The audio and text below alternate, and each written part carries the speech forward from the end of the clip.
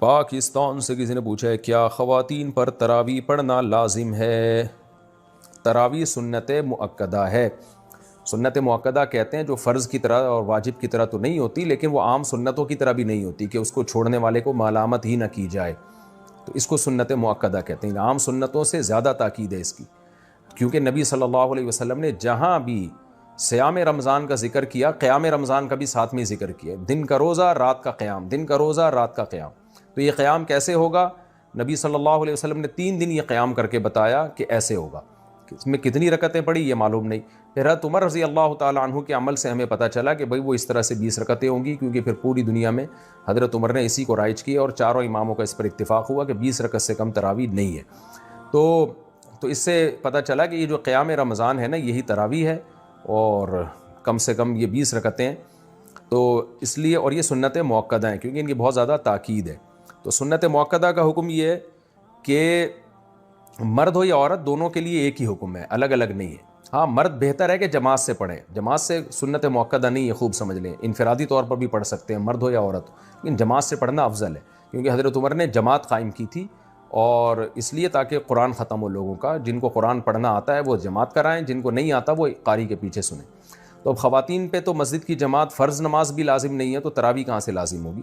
تو اس لیے خواتین بہتر ہے گھر میں تراویح پڑھیں. مسجد جانا چاہیں تو ہماری رائے تو یہی ہے کہ اس زمانے میں ان کو مسجد جانے کی بھی اجازت ہے، حدیث میں اس کی ثبوت ملتا ہے. اور تراویح میں تو ہمیں ملتا ہے کہ اسلاف اپنے عورتوں کو بھی تراویح کی نماز میں لایا کرتے تھے. تو لیکن بہرحال سنت مؤکدہ یہ ہے کہ پڑھ لیں آپ. جماعت سے پڑھنا سنت مؤکدہ نہیں ہے، گھر میں پڑھنا زیادہ افضل ہے. تو آپ گھر میں تراویح پڑھیں، 20 رکعت پڑھیں. اور سنت مؤکدہ کا حکم یہ ہے کہ کبھی کبھار چھوٹ جائے تو انشاءاللہ گناہ نہیں، کوئی حرج نہیں ہو، اس میں کوئی گناہ نہیں ملے گا. اور اگر کسی عذر سے چھوڑ دیں تو ویسے ہی کوئی حرج نہیں ہے، کیونکہ فرض واجب بہرحال نہیں ہے. کبھی بہت زیادہ تھکاوٹ ہو تو چھوڑی جا سکتی ہے، اور کبھی تھکاوٹ نہ بھی ہو تو کبھی ویسے ہی بھی چھوڑی جا سکتی ہے، لیکن کنٹینیو چھوڑنے کی عادت نہ بنائیں. لیکن ویسے ایک جنرل نالج کے لیے بتا دوں، جو پڑھتے ہیں پراپر پڑھتے ہیں، جو نہیں پڑھتے پھر وہ چھوڑتے ہی ہیں. یہ تراویح ایسی چیز نہیں ہے 2 دن پڑھ لی 1 دن چھوڑ دی. تو جو ایسے کرتا ہے وہ پھر چھوڑا ہی رکھتا ہے. تو جو پڑھتے ہیں وہ کنٹینیو پڑھتے ہیں. تو نبی صلی اللہ علیہ وسلم نے جب بہت زیادہ تراویح کی فضیلت بیان کی ہے، قیام رمضان کی فضیلت بیان کی ہے، جس کو بعد میں اسلاف نے نام تراویح کا دیا، تو آپ کو چاہیے کہ اس سے قطع نظر کہ یہ سنت مؤکدہ ہے یا غیر مؤکدہ، آپ یہ فضیلت حاصل کریں. کیونکہ شاعر نے کہا ہے تمتع من شمیم عرار نجد فما بعد العشیۃ من عراری، کہ ایک خوشبو ہوتی ہے جیسے رات کی رانی کی خوشبو، یہ رات کے بعد ختم ہو جائے گی. تو تراویح کی فضیلت بھی رمضان کے بعد ختم. تو اس بحث میں پڑھے بغیر کہ سنت مؤکدہ ہے یا غیر مؤکدہ ہے، واجب ہے یا نہیں، اس بحث میں پڑھے بغیر آپ کنٹینیو پڑھ لیں، کیونکہ ثواب بہت ہے اس کا. اور یہ عید کا چاند نظر آتے ہی آپ کے پاس یہ آپشن ختم ہو جائے گا. لیکن حکم یہی ہے کہ سنت مؤکدہ ہے. انڈیا سے کسی نے پوچھا میرا حمل بار بار ضائع ہو جاتا ہے، کسی نے بتایا کہ یہ شیطانی حرکت ہے، کیا یہ صحیح ہے؟ صحیح ہے تو اس سے نجات کیسے ملے گی؟ جس نے بتایا ہے اس نے شیطانی حرکت کی ہے. باقی حمل کا بار بار ضائع ہونا یہ تو خواتین میں نارمل ہے، کوئی بیماری ہو سکتی ہے، کوئی مسئلہ ہو سکتا ہے. تو اس کے لیے گائنی کی ڈاکٹرز ہیں، بڑی ایکسپرٹ ڈاکٹرز بھی ہیں، آپ ان سے رابطہ کریں. تو یا کوئی ماہر حکیم ہو، طبیبہ ہو، ماہر ہو. حکیموں میں 2 نمبر بہت ہوتے ہیں، تو اس لیے 1 نمبر حکیم کو تلاش کریں.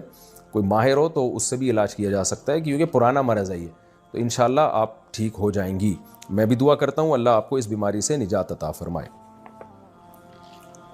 نو شہر و فیروز پاکستان سے، اگر قرآن پاک یاد ہو اور ایام حیض میں زبانی پڑھا جائے تو کیا یہ صحیح ہے یا نہیں؟ نہیں، حیض میں قرآن نہیں پڑھ سکتے، اس پہ میں مدلل کلپ ریکارڈ کروا چکا ہوں. سیف الدین ضیاء دہلی سے، میرے امتحان شروع ہونے والے ہیں جس کا ٹائم 12:30 ہے، تو میں ظہر کی نماز کس وقت ادا کروں گا؟ بھائی مجھے نہیں پتا آپ کے یہاں ظہر کے ٹائم شروع کب ہوتا ہے ختم کب ہوتا ہے. تو امتحان اگر 12:30 پہ شروع ہو رہا ہے اور ظہر کا وقت پہلے شروع ہو جاتا ہے تو پہلے پڑھ لیں ظہر کی نماز. اور اگر ظہر کا وقت 12:30 تک شروع نہیں ہوتا تو پھر امتحان ختم ہونے کے بعد اگر ظہر کا وقت قائم رہتا ہے تو پڑھ لیں، امتحان ختم ہونے کے بعد پڑھ لیں. اور اگر آپ سمجھتے ہیں ایگزامینیشن ہال میں جتنی دیر بیٹھوں گا ظہر کا پورا وقت ختم ہو چکا ہوگا، نقشے میں دیکھ لیں، میپ میں، یعنی جو جدول ہوتا ہے نا جس میں نمازوں کے ٹائم ہوتے ہیں، تو پھر آپ کو امتحان کے دوران نماز پڑھنی پڑے گی. اس کا طریقہ یہ ہے کہ آپ کسی بہانے سے چلے جائیں، واش روم چلے جائیں یا کہیں بھی وضو کر لیں اور پھر جا کے جلدی سے 4 فرض پڑھ لیں. آپ سنتیں ایسے مجبوری میں چھوڑ دیں آپ. لیکن فرض نماز کسی قیمت پہ قضا نہیں ہو سکتی، خوب سمجھ لیں۔ عائشہ اختر راجستھان انڈیا سے، ہمارے ہاں دو باتیں بڑی عام ہیں، ایک یہ کہ حشر میں ایک سوال ہوگا جس میں آپ سے پوچھا جائے گا کہ آپ کا پیر کون ہے، اگر اس کا جواب نہیں دے پائے تو جہنم میں جائیں گے۔ دوسرے یہ کہ جس کا کوئی پیر نہیں ہوتا، اس کا پیر شیطان ہوتا ہے، اس لیے پیر بنانا بہت ضروری ہے۔ تو مہربانی کر کے بتائیں کیا یہ باتیں درست ہیں؟ دیکھیں، پہلی بات تو بالکل ہی کالعدم ہے کہ حشر میں سوال ہوگا آپ کا پیر کون ہے، نہ پیر کا سوال ہوگا نہ منگل کا سوال ہوگا، ذہن میں رکھیں۔ باقی یہ کہ جس کا پیر کوئی نہیں ہوتا اس کا پیر شیطان ہوتا ہے، یہ کسی حد تک درست بھی ہے، کسی حد تک غلط بھی ہے۔ درست اس سینس میں ہے کہ عام طور پر جب آپ کے پاس علم نہیں ہوتا اور آپ صاحب علم کو اپنا رہبر بھی نہیں بناتے تو آپ گمراہ ہو جاتے ہیں، پھر گمراہ لوگ آپ کو گمراہ کر دیتے ہیں، غلط قسم کے اسکالرز کے ہتھے چڑھ جاتے ہیں آپ۔ تو صحیح علماء جو صحیح علم رکھتے ہیں ان کو پیر و مرشد بنائیں آپ، کیونکہ نبی صلی اللہ علیہ وسلم نے فرمایا، بلکہ قرآن میں فَاسْأَلُوا أَهْلَ الذِّكْرِ إِن كُنتُمْ لَا تَعْلَمُونَ، تمہیں علم نہیں ہے تو اہل علم سے پوچھو، ان سے رابطہ کرو۔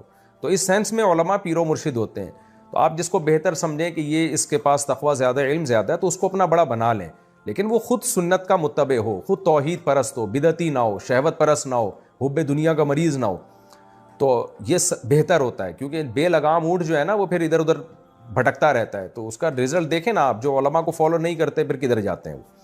اور غلط مطلب اس کا یہی ہے کہ وہ پیر بنانا گویا فرض ہے، تو بھائی فرض نہیں ہے، اصل ہے قرآن و سنت پہ چلنا۔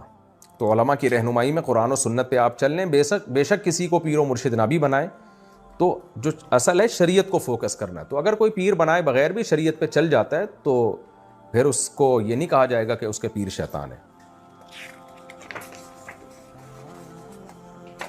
ہاں چلے وہ علماء کی نگرانی میں ہی، تو عملی طور پر علماء ہی کو پیر بنائے گا وہ، لیکن زبان سے نہیں کہے گا کہ میرے پیر ہیں وہ۔ محمد حارث انگلینڈ سے، یہاں 90% مرغی کے انڈوں میں سرخ اسپاٹس ہوتے ہیں، معلوم ہوا ہے کہ مرغی کی فارم میں چہل قدمی کی وجہ سے یا دیگر کسی وجہ سے کوئی نس ڈیمیج ہو جاتی ہے، رہنمائی فرمائیے۔ دیکھیں مجھے نہیں پتہ یہ سرخ اسپاٹس کیوں ہوتے ہیں، لیکن حقیقت میں اگر انڈا وہ اتنا خراب ہو جائے، ٹائم گزرنے کی وجہ سے اس میں سرخ اسپاٹ پیدا ہو جائے، تو پھر اس کا کھانا جائز نہیں ہے، کیونکہ وہ سڑنے لگتا ہے، وہ خبائث میں داخل ہو جاتا ہے۔ تو اب یہ آپ کو پولٹری فارم والے ہی بتائیں گے کہ سرخ اسپاٹ کس چیز کا ہے، بلڈ کا ہے پھر تو غلط ہے، بلڈ کا اگر نہیں ہے تو پھر ٹھیک ہے۔ ساؤتھ افریقہ، کیا بریلویوں کے پیچھے نماز پڑھنے سے نماز ہو جاتی ہے؟ رہنمائی فرمائے بریلویوں کی مسجد میں اذان دینا کیسے ہے؟ میں جس محلے میں رہتا ہوں وہاں بریلویوں کی مسجد میں وہاں نماز پڑھنے جاتا ہوں، پھر مجھے وہاں کے لوگ کہتے ہیں کہ آپ اذان پڑھیں، تو میں جواب دیتا ہوں کہ ہمارے ہاں اذان سے پہلے صلاۃ نہیں پڑھی جاتی، تو کیا میں نے ٹھیک کیا؟ رہنمائی فرمایا اذان تو بھائی کسی بھی مسجد میں دی جا سکتی ہے، باقی بریلویوں کے پیچھے نماز پڑھنا جائز ہے یا نہیں تو مسئلہ دیوبندی بریلوی اہل حدیث کا نہیں ہے، جو بھی توحید پرست ہو اس کے پیچھے نماز پڑھنا جائز ہے، اور جو بھی مشرک ہو اس کے پیچھے نماز جائز نہیں ہے، چاہے وہ دیوبندی ہو، چاہے وہ اہل حدیث ہو، چاہے وہ بریلوی ہو۔ تو اب شرک کسے کہتے ہیں؟ اللہ کے سوا کسی اور کو یہ سمجھنا کہ وہ اسباب سے ہٹ کے میری مدد کر سکتا ہے، تو یہ شرک ہے۔ تو چاہے وہ دیوبندی کرے چاہے اہل حدیث کرے، بعض دیوبندی بھی ایسا کرتے ہیں کہ وہ ایسے ان کے عقیدے خراب ہو گئے ہیں کہ وہ شرکی حد تک پہنچے ہوئے ہیں، ایسے پیر و مرشد جاہل ہیں، دیوبندیوں میں بھی کہتے ہیں اپنے آپ کو دیوبندی ہیں، لیکن ان کے یہ عقیدے ہیں کہ نبی صلی اللہ علیہ وسلم جو ہے، ہم جہاں سے آپ کو پکاریں آپ ہماری جواب کا جواب دیتے ہیں اور ہماری پکار پہ لبیک کہتے ہیں، اس طرح کے ان کے بھی عقیدے ہیں۔ بریلویوں میں بھی ایسے لوگ ہیں اور شاید اہل حدیث میں بھی ہوں ایسے، لیکن میرا خیال ہے اہل حدیث میں ذرا مشکل ہی ہے اس طرح کے لوگ، لیکن جاہل پیر جہاں بھی ہوں گے، تو کیونکہ اہل حدیثوں میں تصوف نہیں ہے تو ان میں یہ چیزیں ذرا کم ہیں، لیکن دیوبندیوں میں بھی کم ہیں، لیکن یہ نہیں ہے کہ نہیں ہے۔ بعض دیوبندی ہم نے پیروں میں دیکھے ہیں جاہل قسم کے، تو وہ اصل میں دیوبندی ہیں ہی نہیں، لیکن لیبل ان کے ساتھ دیوبندیوں کا لگا ہوا ہے۔ اور بریلویوں میں بھی جو مستند ان کے علماء ہیں وہ اس شرک کی نفی کرتے ہیں، لیکن جو بہت ہی ایکسٹریم لیول پہ گئے ہوئے ہیں وہ یا رسول اللہ مدد اور نبی صلی اللہ علیہ وسلم کو ہر جگہ حاضر ناظر سمجھتے ہیں جسم کے ساتھ، تو یہ شرک ہے۔ تو ایسا کوئی بھی امام ہوگا اس کی اقتداء میں نماز جائز نہیں ہوگی۔ تو مسئلہ دیوبندی بریلوی اہل حدیث کا نہیں ہے، مسئلہ یہ ہے کہ صحیح العقیدہ کے پیچھے نماز ہو جاتی ہے، جو شرکی عقیدہ رکھتا ہو اس کے پیچھے نماز نہیں ہوتی۔ عبداللہ آفریدی یو کے سے، یہاں پر ایک مسجد میں بریلوی لوگ اذان سے پہلے اور اذان کے بعد بھی کچھ پڑھتے ہیں، تو ان کے پیچھے نماز پڑھ سکتے ہیں یا نہیں؟ یہ مسئلہ بھی میں نے بتایا ہے کہ بات دیوبندی بریلوی کی نہیں ہے، بات یہ ہے کہ جس کا عقیدہ شرکیہ ہو، چاہے وہ دیوبندی ہو، چاہے بریلوی ہو، چاہے اہل حدیث ہو، اس کے پیچھے نماز نہیں ہوگی، اور جس کا عقیدہ شرکیہ نہیں ہے اور اسلام کے بنیادی عقیدوں کا وہ منکر نہیں ہے، اس کے پیچھے نماز ہو جائے گی، چاہے بریلوی ہو، چاہے دیوبندی ہو، چاہے اہل حدیث ہو۔ انڈیا سے کسی نے پوچھا ہے، میرا ایک لڑکی سے نکاح ہوا تھا جس کو میں بالکل بھی پسند نہیں کرتا تھا اور نہ اب کر رہا ہوں۔ عجیب آدمی ہے بھائی۔ جب سے یہ نکاح ہوا ہے اس وقت سے اب تک بے سکون ہوں، میری صحت بھی بہت خراب ہے، جب بھی اس سے بات کرتا ہوں تو اور بھی بے سکونی ہو جاتی ہے، نفرت ہوتی جا رہی ہے، کسی بھی چیز میں دل نہیں لگ رہا، میرے حالات بہت خراب ہیں، دل جیسے بجھ سا گیا ہے، میرے حالات کی وجہ سے میرے والدین پر بھی برا اثر پڑ رہا ہے، میں کیا کروں؟ آپ ایک اور شادی کر لیں میرے بھائی، اس بیچاری کو آپ چھوڑیں گے تو آج کل پتہ ہے طلاق کے بعد لڑکیوں کا ہوتا کیا ہے۔ اور دوسری بات آپ کی غلطی ہے، آپ کو دیکھ بھال کے شادی کرنی چاہیے تھی، اگر آپ کو بالکل بھی پسند نہیں تھی تو آپ اڑ جاتے۔ آپ نے دوسرے کی زندگی کو اپنی ماں باپ کی بھینٹ کیوں چڑھا دیا بھائی؟ لڑکا کہتا ہے میرے ماں باپ کا دباؤ تھا، بھائی صاحب آپ جو ہے نا ماں باپ کے کہنے میں آ کے آپ کسی لڑکی کی زندگی آپ برباد کر رہے ہو۔ تو آپ کو اگر نہیں کرنی تھی آپ کہہ دیتے کہ بھئی یہ نہیں ہو سکتا، میں کسی صورت میں قبول نہیں کروں گا، دیکھا ہی ہوگا نا آپ نے یا بغیر دیکھے کر لیا آپ نے۔ تو اب اگر آپ نے اس کو دھوکہ دیا اور اس بیچاری کو جو ہے نا ماں باپ کے کہنے پر نہ چاہتے ہوئے بھی شادی کر لی، تو اس میں لڑکی کا کیا قصور ہے؟ تو اس صورت میں ہم کبھی بھی طلاق کا مشورہ نہیں دیتے، لڑکیوں کے ساتھ حالات بہت خراب ہو جاتے ہیں طلاق کے بعد۔ تو آپ کے پاس اللہ نے ایک آپشن دیا، 3 مزید شادیاں کریں آپ، اور میں انشاءاللہ آپ کو دعوے سے کہتا ہوں جب آپ ایک اور شادی کریں گے تو اس پہلی بیوی سے بھی آپ کو محبت ہو جائے گی، کیونکہ آپ کی ایک ڈیزائرز ہیں، جو جسمانی ڈیزائرز ہیں، وہ جب دوسری بیوی سے پوری ہوں گی تو اس کو آپ اس طور پر قبول ذہن کر لے گا کہ بھئی چلو میرے نکاح میں یہ پہلی عورت ہے جو میرے نکاح میں آئی ہے۔ انسان کو پہلی بیوی سے اس بیس پہ بھی محبت ہوتی ہے کہ میں جب کما رہا تھا تو پہلی عورت میری زندگی میں آئی ہے، تو یہ بھی ایک وجہ ہوتی ہے۔ اب آپ دیکھیں نا لوگوں کی بیوی بوڑھی ہو جاتی ہے پھر بھی لوگ محبت کر رہے ہوتے ہیں، کیوں بھائی؟ یہ میری جو ہے نا زندگی میری اس کے ساتھ گزری ہے۔ تو میں مشورہ آپ کو نہیں دوں گا۔ باقی شرعی حکم کیا ہے؟ شرعی حکم یہ ہے کہ مرد جب طلاق دینا چاہے کسی معقول وجہ سے وہ طلاق دے سکتا ہے، بشرطے کہ طہر میں پاکی کے ایام میں 1 طلاق دے، ہم بستری کیے بغیر، وہ جو طلاق کا سنت طریقہ ہے۔ تو اس طریقے سے طلاق دیں گے، طلاق ہو تو جائے گی، لیکن بہرحال شریعت نے اس کو ناپسند کیا ہے، ابغض الحلال، حلال ہونے کے باوجود ناپسند کیا ہے۔ تو حلال ہے آپ کے لیے ایسی لڑکی کو ڈیورس دینا، لیکن بہرحال ناپسندیدہ کام ہے، تو ناپسندیدہ کام کے کبھی بھی مشورے نہیں دیے جا سکتے، اور خاص طور پر اپنی بہن بیٹیاں جو آپ کی بیٹیاں بعد میں ہوں گی ان کو سامنے رکھ کے سوچیں کہ طلاق کے بعد بیچاری لڑکیوں کا حشر کیا ہوتا ہے۔ تو اس لیے آپ ان کو اتنا زیادہ بوجھ دل پہ نہ لیں، ایک اور شادی کریں، اور اس کے ساتھ جو ہے انشاءاللہ اس کے بعد آپ کے دل میں اللہ اس کی محبت بھی انشاءاللہ ڈال دے گا۔ انڈیا سے کسی نے پوچھا ہے، رمضان میں نفلی عبادت کرنا افضل ہے؟ نفلی عبادت کہاں کرنا افضل ہے؟ گھر میں کرنی چاہیے یا مسجد میں؟ تمام تر نفلی عبادتیں گھر میں کرنا ہی افضل ہیں۔ ہاں مسجد میں بھی کی جا سکتی ہیں، بعض دفعہ گھر میں دل نہیں لگ رہا ہوتا تو مسجد میں کر لیں، لیکن افضل یہی ہے کہ نبی صلی اللہ علیہ وسلم سے جو ثابت ہے گھر میں۔ البتہ اشراق کی جو نماز ہے نا، اس میں جو حدیث میں آتا ہے کہ فجر پڑھ کے وہیں بیٹھے رہیں، تسبیح کریں، اور سورج جب طلوع ہو جائے اچھی طرح سے تو پھر 2 رکعت پڑھ لیں، تو وہ مسجد میں ہی ہے۔ اس کے علاوہ جو ہے گھر میں پڑھنا زیادہ افضل ہے، لیکن نہ کرنے سے بہتر ہے کہ کہیں بھی کر لیں، بھلے گھر میں نہیں تو مسجد میں ہی کر لیں، اس چکر میں چھوڑیں نہیں۔